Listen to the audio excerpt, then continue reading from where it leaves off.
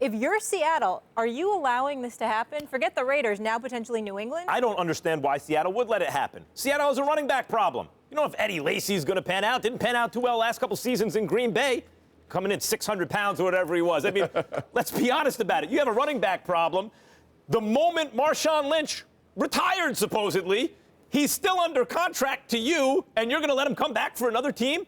It doesn't make any sense. And didn't Lynch retire because he doesn't want to take a beating, right, given his running style and everything?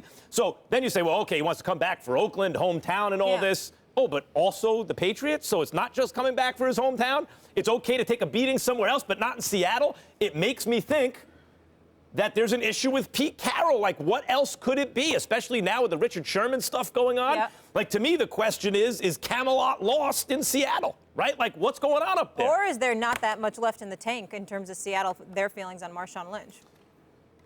Stephen A.?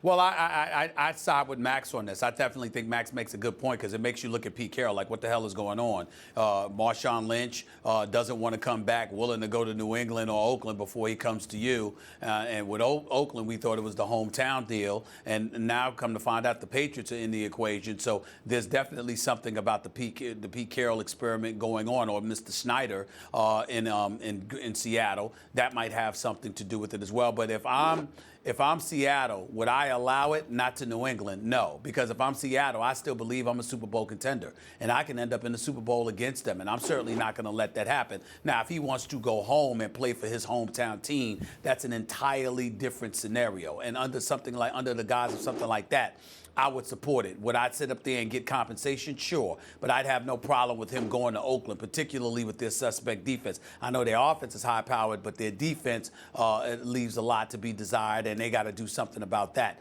But I would be inclined to let him go to Oakland. I would not let Marshawn Lynch go to New England. It would be Oakland or you come back to Seattle. Those would be his options. Nothing else would suffice.